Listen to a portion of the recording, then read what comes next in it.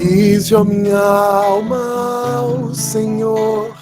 Senhor, tu és maravilhoso, vestido de glória e majestade, coberto de luz como de um manto.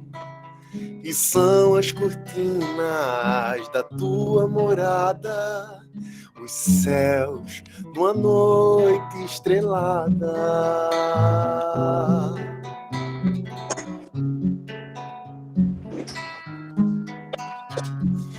Bendize, ó minha alma, ao Senhor.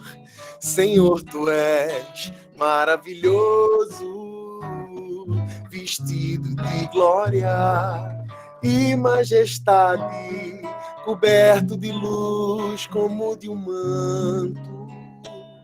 E são as cortinas da tua morada, os céus numa noite estrelada. A tua casa se ergue sobre as nuvens, Deus vai ligeiro nas asas do vento e pinta multicor no pensamento. Momento, tempo, intento de adorar. Bendize a minha alma, bendize ao Senhor, e toda a minha vida proclame o seu louvor. Bendize a minha alma, bendize ao Senhor, para sempre penhorada ao seu imenso amor. Bendize a minha alma, ao Senhor. Senhor, tu és maravilhoso, vestido de glória e majestade, coberto de luz como de um manto. E são as cortinas da tua morada, os céus numa noite estrelada. A tua casa se ergue sobre as nuvens, Deus vai ligeiro nas asas do vento e pinta multicor no pensamento. Momento, tempo, intento de adorar. Bendize a minha alma, bendize ao Senhor, e toda a minha vida proclame o seu louvor. Bendize a minha alma, bendize ao Senhor, para sempre penhorada ao seu imenso amor.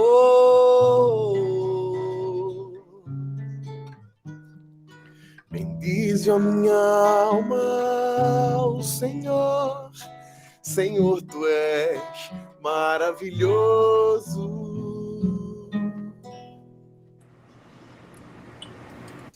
Amém. Muito bom, irmão Lucas. No final, te chamo de novo, tá bom? Queria já agradecer aos irmãos de Recife por terem aceito o convite, tá bom? E também agradecer ao irmão Charlito. Obrigado por ter aceito, viu, irmão Charlito? O convite. Amém. Espero que a gente faça muitas e muitas vezes, tá bom? Tá bom, Passo a querido. palavra para você.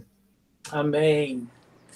E você aí, caminhante, que está nos assistindo agora, que está nos vendo também pelo nosso canal no YouTube, você passageiro da esperança, você que é amigo de Jesus, você que é amigo do Evangelho, seja bem-vindo, meu irmão. É uma alegria estar aí com a moçada de Sete Lagoas e é também um privilégio para a gente poder partilhar um pouco daquilo que Deus tem nos falado, nos ensinado e nos revelado através da sua palavra.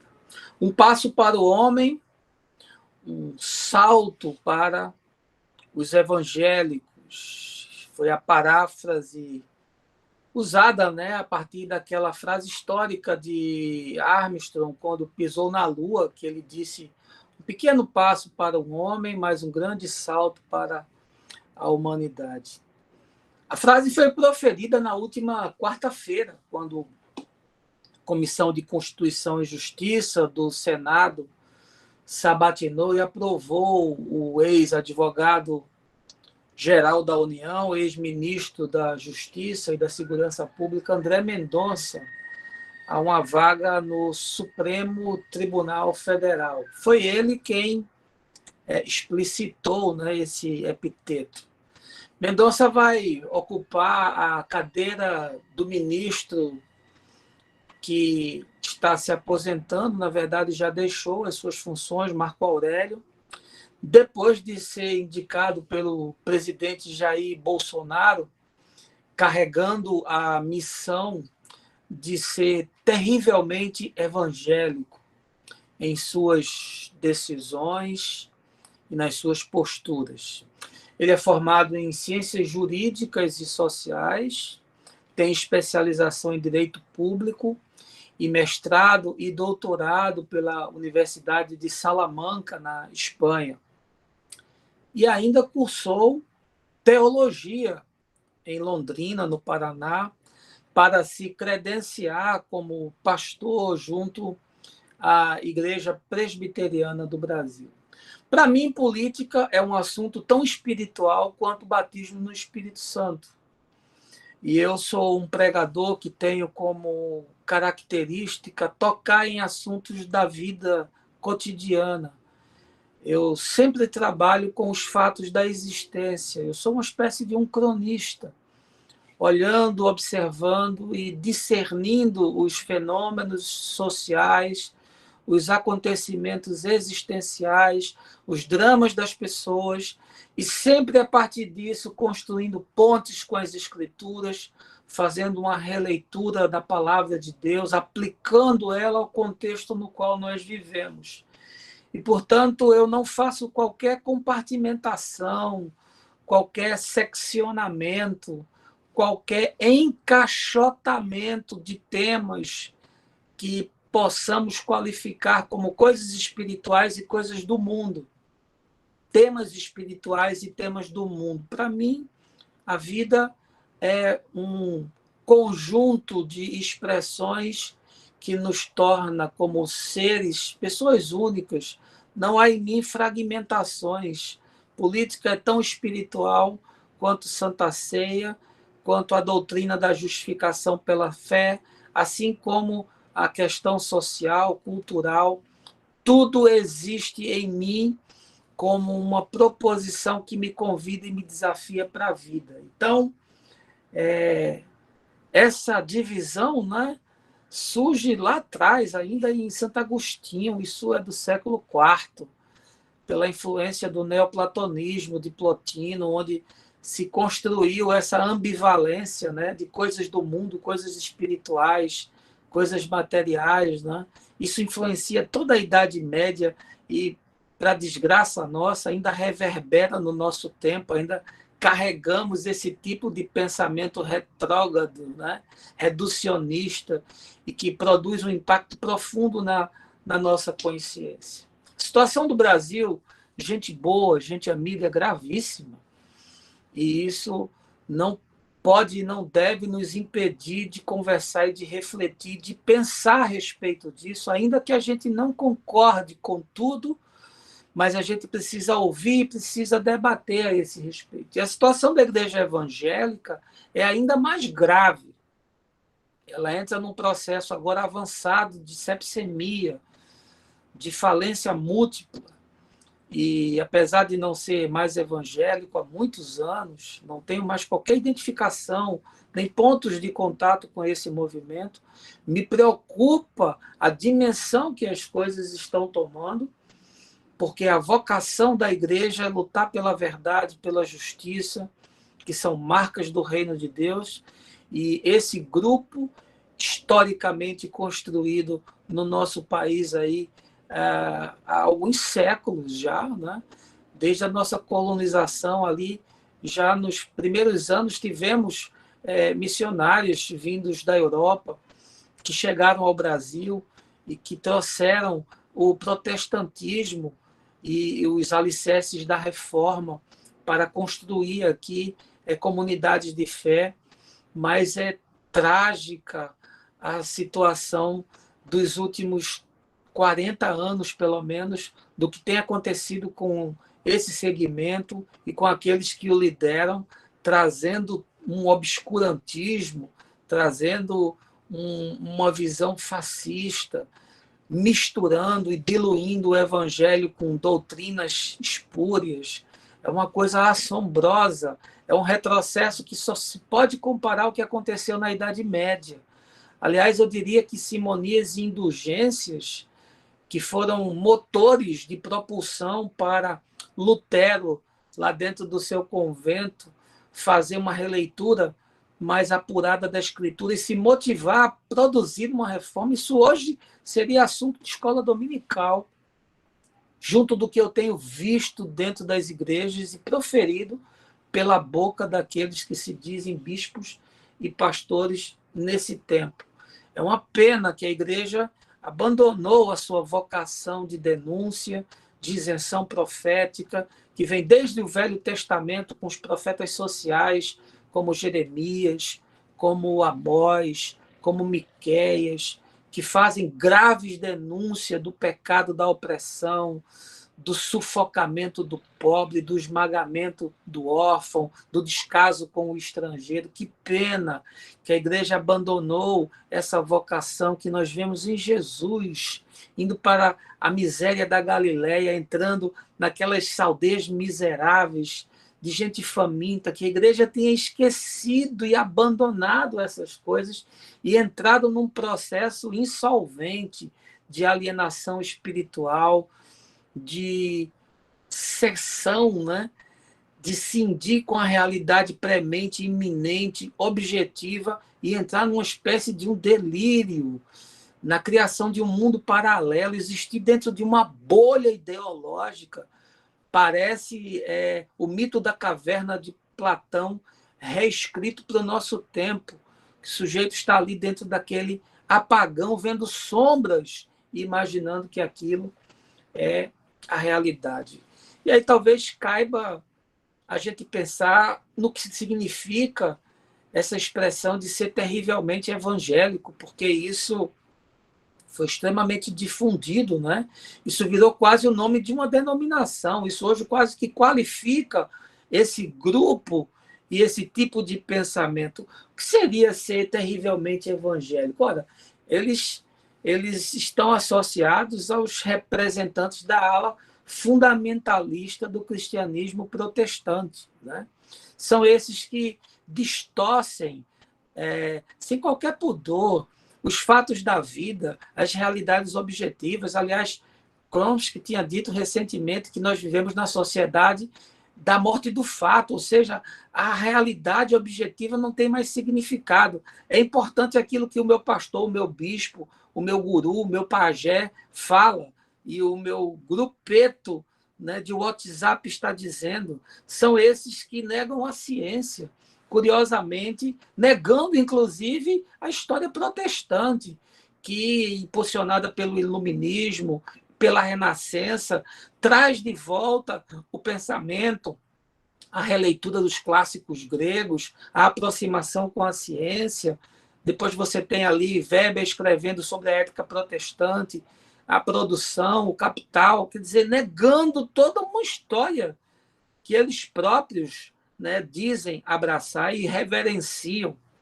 São esses que fazem a leitura da escritura literal, são os que se apegam à letra morta, são os que fazem exumação de textos que caducaram, são os que apoiam a necropolítica, são esses que, ao negarem a existência do vírus e o seu poder de arrasar nações, porque o que nós vivemos no Brasil é uma coisa impensável, são mais de 600 mil mortos. É uma coisa que no mundo contemporâneo eu acho que vai ter uma marca para gerações o que aconteceu aqui, e a negação disso produziu a morte de negros, de pessoas pobres, de gente que morreu em UPA sem oxigênio, de gente que morreu em casa porque não tinha como ser internado. São esses que alimentam a ideia de um projeto teocrático para o Brasil, um governo religioso sentando na cadeira da presidência, né? São os que simpatizam com políticas fascistas, os que tiram vantagens de fake news, são os que alimentam esse projeto perverso, liberal econômico, que destrói, né, a capacidade de empregabilidade, sobretudo das classes menos privilegiadas. São os donos de denominações, eu chamo de coronéis de igreja, né? São os que integram a bancada evangélica da Bíblia, da bala, do boi, dos bancos, tudo que tem a lobby e que subsiste a partir de fisiologismo politiqueiro, essa gente se associa. Essa manhã eu queria bater esse papo com você. É papo reto, meu irmão. É papo de gente, não é papo de crente, é papo de gente grande que consegue olhar para as coisas sem paixões, porque eu não sou de direita, eu não sou de esquerda, eu não sou de centro, não sou de cima, não sou de baixo, eu estou fora da caixa, eu sou de Jesus e eu sou do Evangelho. Portanto, eu queria, antes da gente dar prosseguimento e pedindo a sua autorização, ter um momento aqui de nos colocarmos diante do Pai. Se você desejar, baixa aí a sua cabeça e feche os seus olhos. Senhor, num momento de profundo apagão que nós vivemos, de recrudescimento, de obscurantismo, num momento de alienação, onde nós vemos milhões serem empurrados por lobos perversos e por sofismas muito mal embalados, mas que são capazes de iludir, Senhor, a esses pequeninos. Eu te peço que tu mantenhas os teus profetas, que tu mantenhas a chama do teu evangelho acesa em nossa consciência, que tu não nos prive da tua revelação e que tu nos inspire, nos dando coragem para tocar em temas que são difíceis, mas que precisam ser tratados. Eu te peço que tu alargues o nosso coração e a nossa consciência essa manhã, para que os que estão nos ouvindo e os milhares que vão ouvir ao depois possam ser abençoados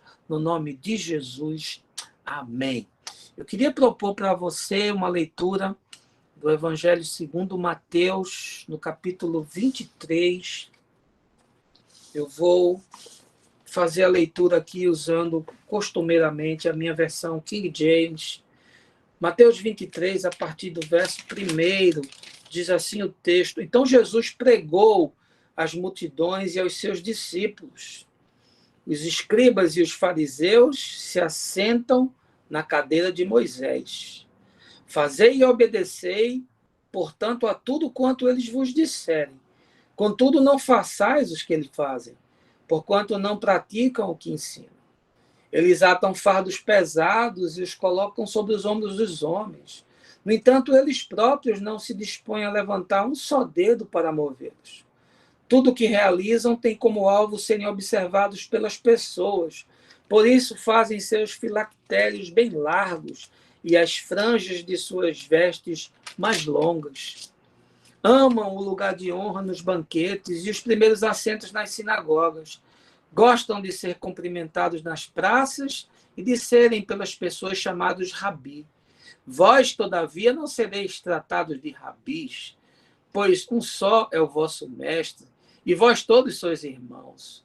E a ninguém sobre a terra tratai de vosso Pai, porque só um é o vosso Pai, aquele que está nos céus.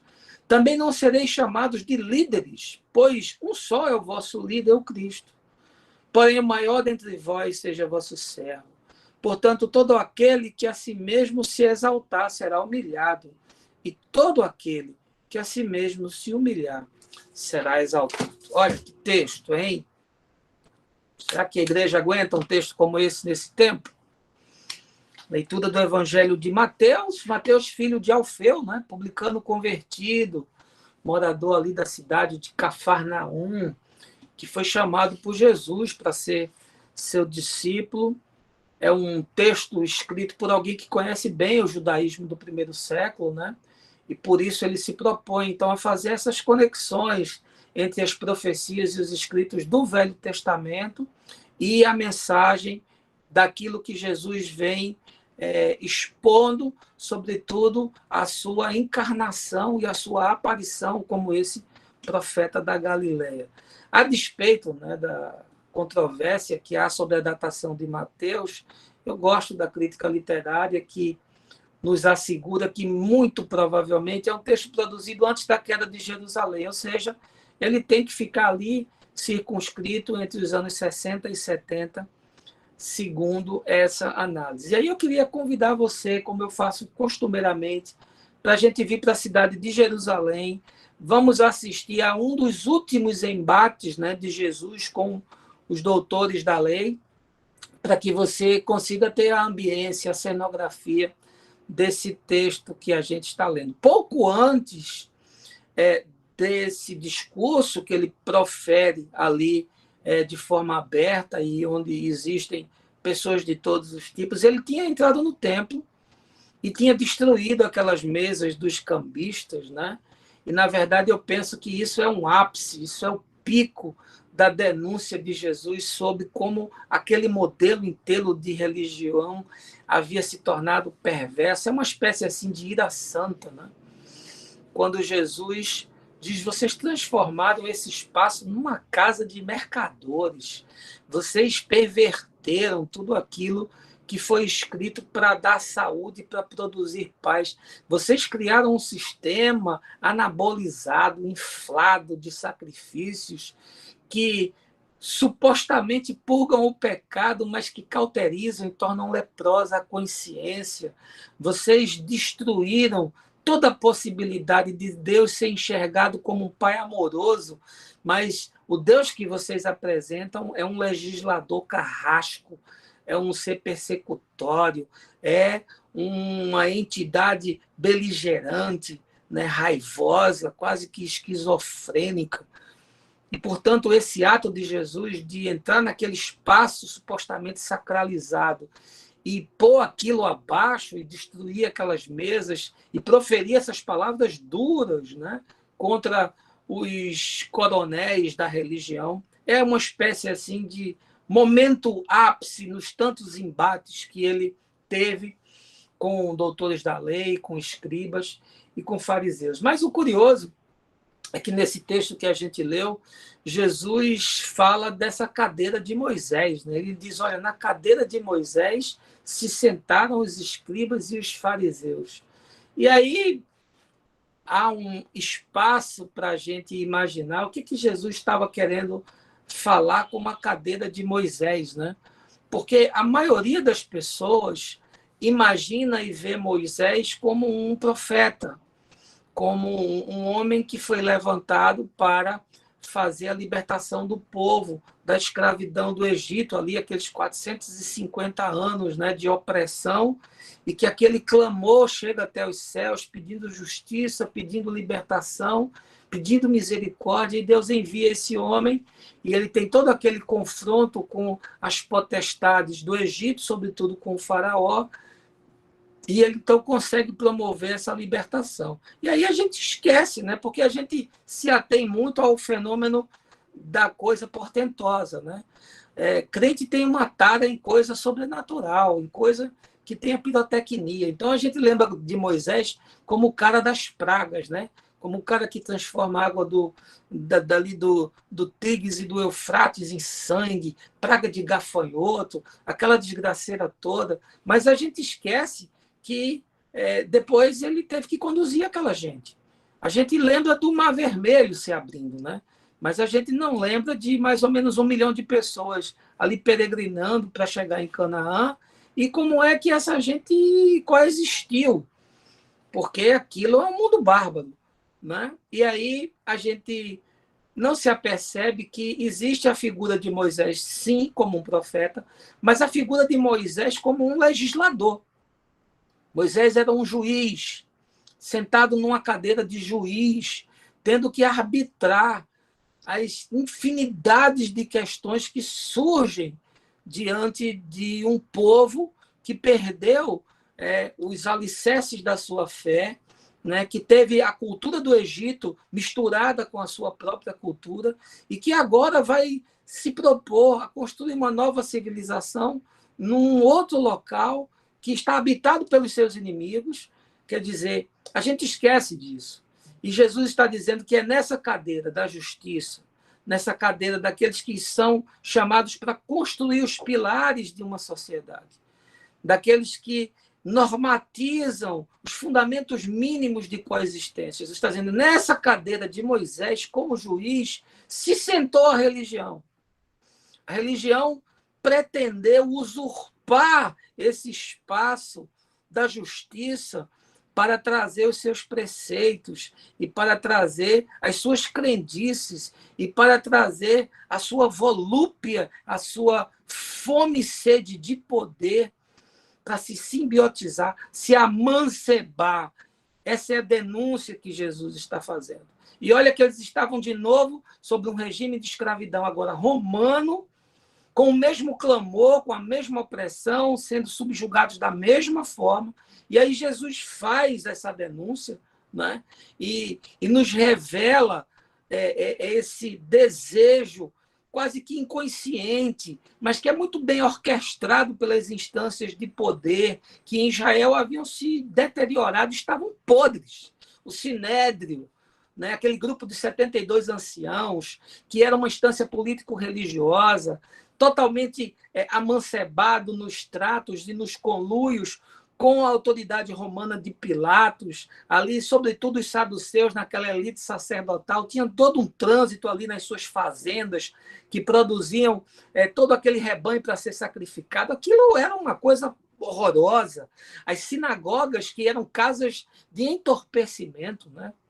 De difusão de uma doutrina extremamente já diluída com as 600 tradições dos fariseus, eles tinham construído uma religião de morte.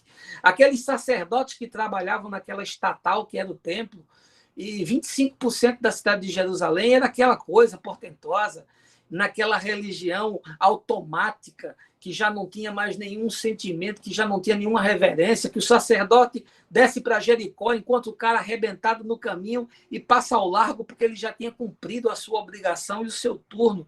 Daqueles doutores da lei que viviam no seminário teológico fazendo teologia inútil, a tal ponto que quando Jesus nasce, são os magos do Oriente que discernem, e Herodes manda chamar os teólogos de Jerusalém, eles não sabiam de coisa nenhuma, e ali você tinha uma série de facções, você tinha fariseu, saduceu, tinha herodiano, tinha sicário, tinha zelote, tinha essênio, ou seja, era um caldo cultural, religioso, cada um buscando o seu benefício, o seu próprio interesse, as suas próprias oportunidades, o mesmo fisiologismo político-religioso que a gente tem nos nossos dias. Olha, qualquer um que tenha um pouco de lucidez, qualquer um que enxergue um palmo à frente do nariz, vai ver que esse arquétipo religioso que se projeta lá na cidade de Jerusalém, que Jesus denuncia com aquele ato extremo de entrar no templo e chutar a mesa para tudo quanto é lado, é a mesma coisa que está acontecendo no nosso tempo,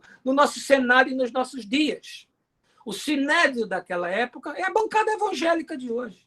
Os sacerdotes daquele tempo são os bispos e os pastores de hoje. As sinagogas daquele tempo são os templos e essas catedrais de hoje. Os doutores da lei daquele tempo são os teólogos dos seminários confessionais de hoje. E as seitas daqueles dias são as denominações de hoje. Olha, só muda o nome, meu irmão, mas o fenômeno é o mesmo. Só mudam os personagens, mas o fenômeno é o mesmo. E eu e você, e nós, como discípulos de Jesus, temos que fazer o quê? Ficar assistindo isso e não tocar nesse assunto, porque ele não é um assunto espiritual, porque o que você realmente gostaria de ouvir é que Deus é amor, que você vai prosperar, que tudo vai dar certo, que os caminhos vão se abrir, que você vai pisar na cabeça do diabo. Olha que nível de alienação a igreja chegou. Eu queria voltar para o texto. A mensagem, como de costume, é expositiva, tudo está na Escritura. E eu queria só rapidamente refletir com você sobre o que está por trás desse discurso dos que sentaram na cadeira de Moisés. Porque Jesus deixa explícito. E aí é só você comparar com o que acontece hoje. Você quer saber o que é que está por trás desse discurso desses que se sentaram na cadeira de Moisés, que são os mesmos que estão se sentando agora como juízes na cadeira do Supremo Tribunal Federal e em todo o aparelhamento ideológico que foi feito nas instâncias de ministério e do judiciário e do executivo e do legislativo no Congresso? Você quer saber? Eu vou compartilhar com você. Em primeiro lugar, você consegue discerni-los porque há uma profunda dissincronia entre a mensagem e a prática de vida. Veja aí o verso 3 do capítulo 23. Diz Jesus: fazei e obedecei, portanto, a tudo quanto eles vos disserem.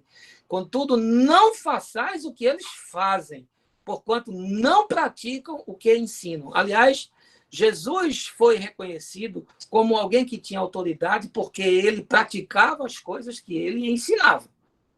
E essa é uma característica do discípulo. E também é uma característica de todo religioso que traz um discurso de morte recoberto com esse glacê do pseudo-sagrado religioso, é a dissincronia entre a mensagem e a prática de vida.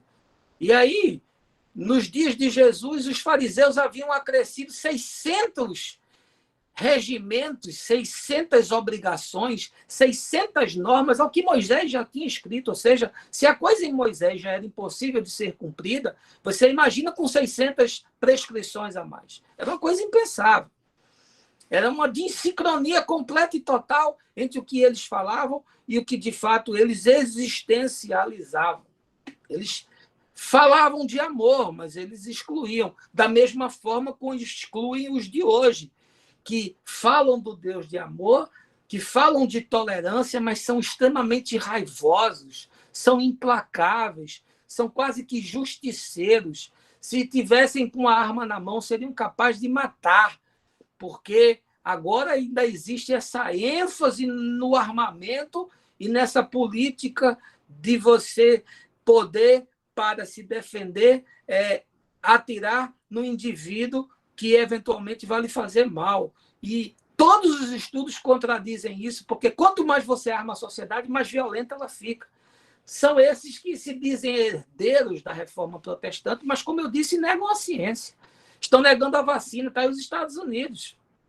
Está aí os estados onde não houve vacinação, uma proliferação do vírus sem tamanho, e a gente aqui, com toda a desgraça e com todo o atraso e com todo o negacionismo, estamos numa situação extremamente mais confortável, porque já estamos chegando aí a 80% da população vacinada. São esses que pregam o reino de Deus, mas que buscam o reino dos homens. São esses que o discurso não consegue se aliar com a prática de vida. Jesus disse: são esses os que se sentaram na cadeira de Moisés para legislar. São os que falam e pregam o liberalismo econômico e, por outro lado, eles exploram, eles extorquem os seus fiéis, cobrando esse pedágio em forma de dízimo, que é uma coisa abusiva e que já a justiça deveria ter intervido, porque é uma legião de gente que está dando sem saber o que está fazendo, imaginando que está comprando como um seguro de vida a bênção de Deus. São os que falam em reinterpretar a Constituição, mas não falam em reinterpretar, em atualizar as Escrituras. Aliás, o Ed René Kivitz foi agora excluído da Ordem dos Pastores Batistas, porque falou que era preciso a gente fazer uma releitura da Escritura. Falou óbvio, ululante, e por conta disso foi excluído dessa confraria, que eu acho que, inclusive, ele já deveria ter saído, para ser honesto com aquilo que ele prega e com aquilo que ele existencializa. São esses que afirmam e que ensinam sobre o céu, mas a boca deles está cheia de inferno, está cheia de demônio. Eles só falam nessas coisas, eles valorizam o diabo e colocam o diabo como um ator hollywoodiano. Jesus é quase que um adereço. Jesus é um penduricalho no culto dessa gente. São os que lutam as lutas espirituais, mas se esquecem do social. Eles lutam com demônios e com entidades e potestades espirituais, mas não lutam com os demônios da fome, da miséria, da exclusão do mercado de trabalho, dos juros escorchivos, do PIB que não cresce, do sucateamento da indústria, da falta de oportunidade para o preto, da discriminação contra os LGBTQIA+. Eles lutam com essas entidades e potestades e se esquecem das outras que fomentam discriminação, miséria, exclusão, perversão. São os que dizem amar o Criador, mas desprezam a criação. São os que insuflam e apoiam desmatamentos, queimadas, garimpagem ilegal e tudo aquilo que destrói o planeta, porque se você quer saber qual é o grande sinal escatológico da vinda de Jesus, é o sinal da deterioração ecológica. Para mim, o grande sinal escatológico é o ecológico, porque o planeta está se acabando e se a gente não toma alguma atitude, de fato vai ser irreversível o que acontece. Segundo lugar, Jesus nos mostra os sinais desses que se assentam na cadeira de Moisés, porque eles buscam o ordenamento moral como base para o que eu chamo de neojudaísmo. Veja aí o verso 4. Eles atam fardos pesados e os colocam sobre os ombros dos homens. No entanto, eles próprios não se dispõem a levantar um só dedo para movê-los. Ou seja, eles criam essas cartilhas de comportamento, né? Eles criam esses regramentos e esse policiamento comportamental, mas eles próprios não se submetem a isso. Ou seja, é um ordenamento moral que eu chamo que dá margem hoje ao neojudaísmo, porque nessa estatal do templo, que não suporta o vinho novo, que rompe, que o odre deixa com que todo o conteúdo da salvação, da graça e da fé em Jesus caia no chão, porque ele não suporta viver com isso, você tinha aquela fábrica de construção de bonecos, de robôs, aquela indústria de sacrifício que purgava o pecado, mas não purgava a consciência, que levava uma legião de gente a praticar todo tipo de injustiça, todo tipo de maldade, todo tipo de perversão, do mesmo jeito que é hoje a igreja uma fábrica de bonecos, de modelos industrializados, de manequins da alta costura religiosa. São esses que impõem a família tradicional, mas boa parte deles já se divorciou. Eu acho engraçado que o cara diz que Deus abomina, né, o homem se deitar com outro homem. E Deus também abomina o divórcio.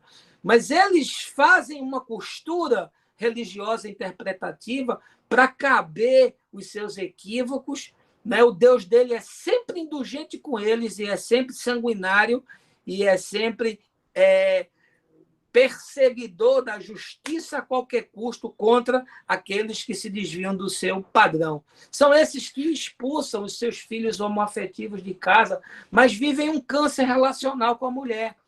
Olha, você não tem ideia da quantidade de casamento de pastor arrebentado que eu já aconselhei.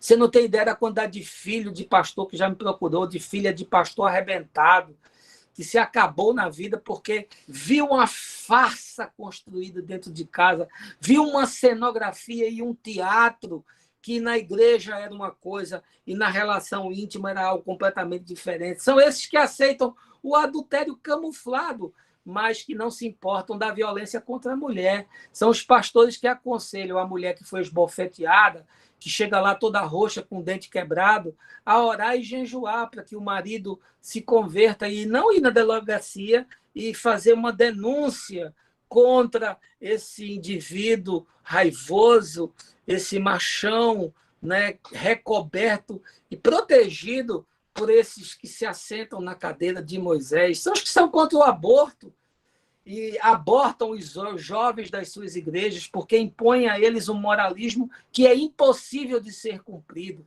que impõe a eles um regramento que eles jamais se submeteram quando eram jovens. São esses que dão ênfase, né, a costumes, a culturas, e despreza aquilo que o Evangelho ensina sobre liberdade, consciência, boa-fé e razão. Aí é por isso que você tem uma infinidade de gente perguntando se pode fazer tatuagem, se pode ir na praia, se pode usar um biquíni, se pode pintar o cabelo, se pode colocar um piercing. Questões que para Jesus nunca teriam qualquer relevância, mas nesse reducionismo, nesse policiamento cultural, nessa cartilha de comportamentos que esmaga o sujeito, não deixa nem ele pensar, não deixa nem ele se expressar, porque Paulo diz que tudo é puro para os puros. Paulo diz que todas as coisas são lícitas e a gente deve, com consciência, buscar aquilo que convém. Paulo diz que bem-aventurado é aquele que não se condena naquilo que aprova. Mas a igreja quer criar uma legião de gente, sabe, desmemoriada, de gente que não pensa. São voodoos espirituais, sabe? São seres desmemoriados, descerebrados, incapazes de pensar por si próprios. São aqueles que não conseguem olhar, identificar os novos arranjos sociais, mas que fazem conchavos nas suas coxias políticas para obter os seus objetivos. Não conseguem entender que nos nossos dias a família não é como os dias de Paulo, nem muito menos nos dias de Abraão. Aliás, nos dias de Paulo e de Jesus já havia ocorrido, digamos assim, um novo pacto social, porque nos dias de Abraão a poligamia era perfeitamente aceita. E era uma questão cultural, porque já nos dias de Jesus você já não vê tanto isso, e não era por uma questão moral, era por uma questão econômica, porque não dava para manter mais. Mas eles não conseguem interpretar e adaptar o texto para a realidade do tempo em que nós vivemos. Em terceiro lugar, Jesus nos mostra os sinais desses que se sentam na cadeira de Moisés para legislar, que é a prática da performance como estelionato contra a vida. Veja aí o verso 5. Tudo o que realizam tem como alvo serem observados pelas pessoas. Por isso fazem seus filactérios bem largos e as franjas de suas vestes mais longas, ou seja, é a geração da performance. Aliás, quando Jesus sai de Betânia para Jerusalém, nessa última semana, é quando ele se depara ali com aquela figueira e ele se aproxima e percebe que ela não tem fruto, não obstante estar coberta de folhas. Aquilo ali é uma representação simbólica, é um arquétipo daquela geração, por isso que Jesus amaldiçoa e ela seca, assim como seco estava o coração e a alma daquela gente, porque era performance, era aparência, mas não tinha conteúdo, não tinha fruto, não tinha existencialidade. São essas igrejas de hoje verticalizadas, né? São organizações com instâncias de poder, os clérigos e os leigos. Isso é uma blasfêmia contra aquilo que Pedro ensina, que todos nós somos sacerdotes. São essas organizações pomposas, é a igreja que virou um conglomerado empresarial, como a IURD, que tem televisão, tem empresa de marketing, tem empresa de táxi aéreo, tem empresa de seguro, tem banco. Olha, um negócio impensável. Esse clericalismo eclesiástico perverso, essa política de igreja. Olha, eu que já andei no intestino desse monstro, eu sei como é que isso funciona. São ambientes insalubres. Você conviver no meio dessa massa de pastores e desse ambiente, sabe, de perseguição, daqueles que se alinham com um determinado pensamento, de bajulação, é uma politicagem nojenta, extremamente insalubre. Ou, por outro lado, é o academicismo teológico, que gera, assim, uma gente jactante, né? Esses que se imaginam ser os portadores da revelação e da verdade. São os novos gnósticos desse tempo, são esses que só eles conseguem ter a sublimidade da revelação de Deus. Tudo isso é essa prática da performance como estelionato, essa gente que gosta de ser observado pelos outros. Eles andam com a Bíblia na mão, mas não carregam a Bíblia na vida. Eles não encarnam a Escritura. A Bíblia tem que ser lida em mim e você. Antes de ser lida por mim e você, tem que ser lida em mim. Se a Bíblia não é lida em mim, não adianta nada qualquer tipo de leitura que eu faça dela. São esses que constroem essas suas catedrais suntuosas, né? Vocês veem aí esse templo do Macedo, o templo de Salomão, coisa ridícula, construído com a miséria das pessoas que foram espoliadas, mas eles desprezam o caos social. Aqui em Recife, uma grande denominação que é a Assembleia de Deus, pegou lá um terreno enorme para construir uma sede. Aqui tem uma avenida que tem essas igrejas todas neopentecostais e as pentecostais tradicionais, é o supermercado da fé. Os caras agora vão construir um templo ainda mais suntuoso, mas são incapazes de se virar para aquele bairro ali onde estão, ali em Campo Grande, onde existe problema de saneamento, problema de droga, problema de violência. São incapazes de pensar em aplicar recursos para produzir algum tipo de benefício social. São os que gostam de títulos e condecorações e medalhas e citações e aplausos, mas desprezam tudo aquilo que Jesus ensinou, inclusive que ele fala no texto, aquele que se humilhar será exaltado. Nós não fomos chamados para sermos reconhecidos, nós fomos chamados para servir as pessoas. Quarto lugar e penúltimo, Jesus nos ensina que esses que sentaram na cadeira de Moisés são aqueles que são carregados de promiscuidade ideológica como meio de desenvolvimento. Veja aí o verso 6. Eles amam o lugar de honra nos banquetes e os primeiros assentos nas sinagogas. Olha, é a promiscuidade ideológica como meio de desenvolvimento. Se você prestar atenção, aquele sinédrio era extremamente fisiológico.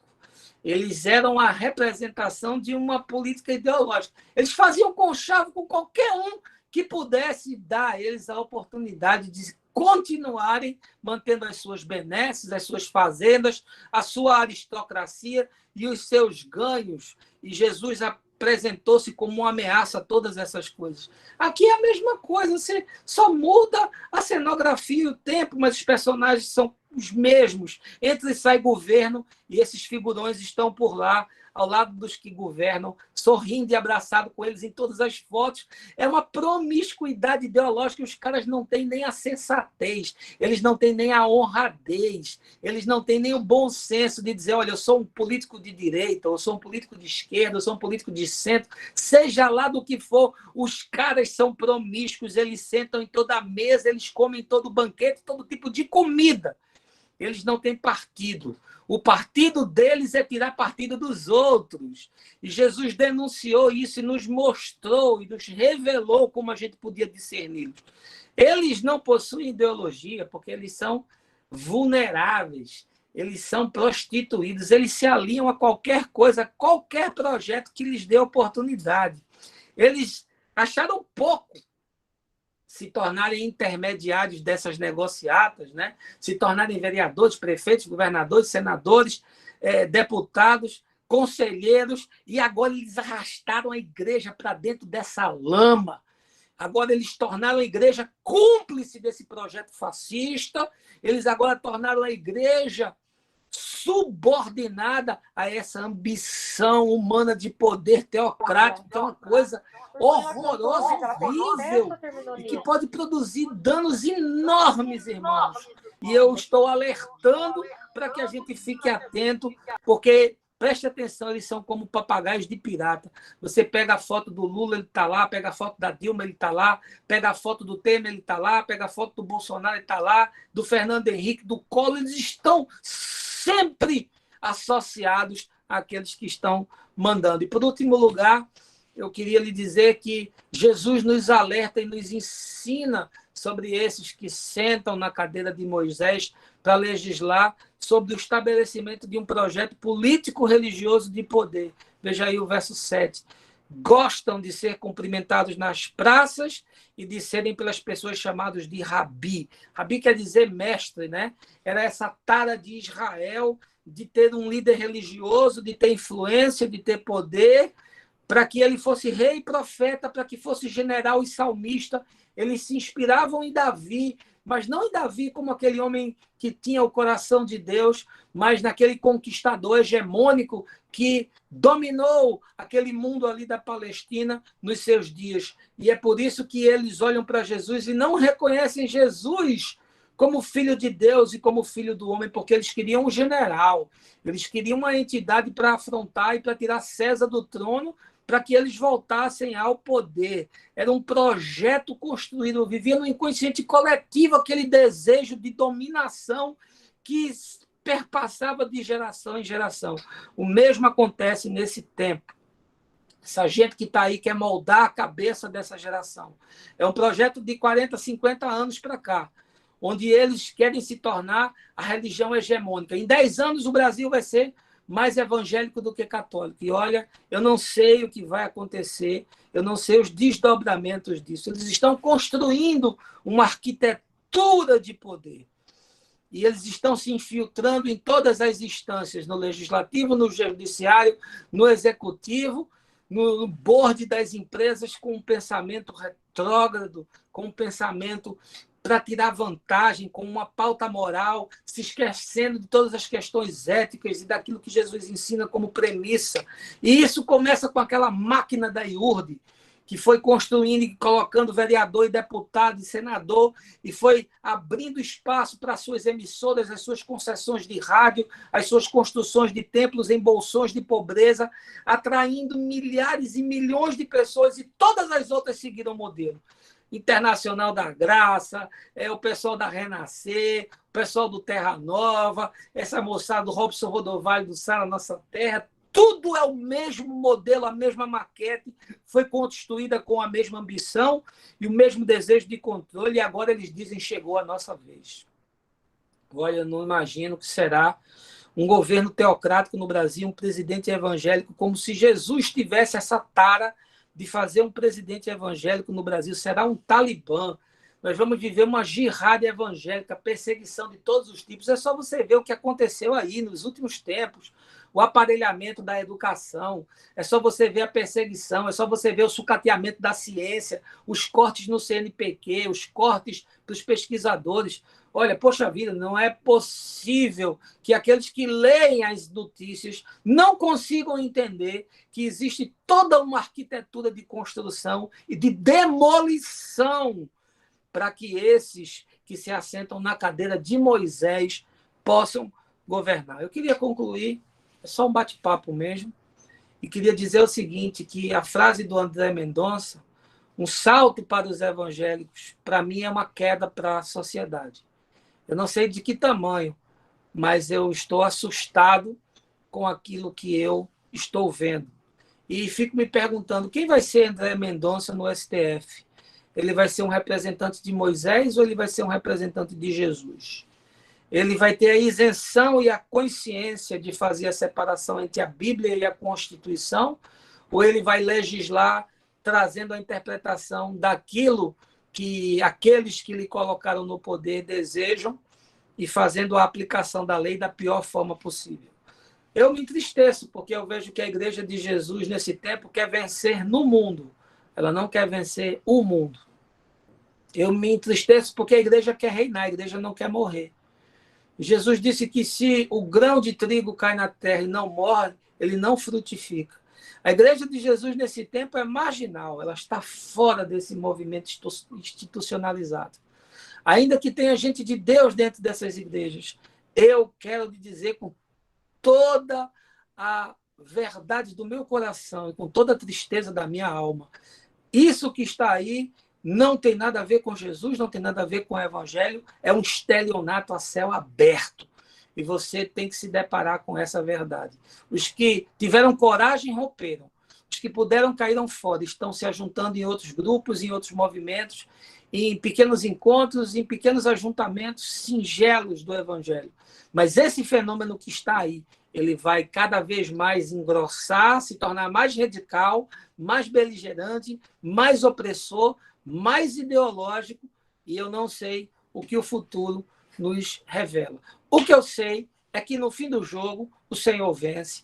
O que eu sei é que no final do jogo a sua igreja será arrebatada. E o que eu sei é que eu vou ter a eternidade para desfrutar num projeto de nova civilização com o meu Senhor. Mas eu espero dias muito difíceis para a nossa nação. Por hoje é só, pessoal. Espero que você tenha podido aí refletir. Deixo aqui o meu beijo, o meu abraço. Espero que a sua semana seja boa, que o Senhor preserve a sua casa de todo mal. E a gente vai se encontrando, porque, olha, de encontro em encontro, a mente abre, o coração expande.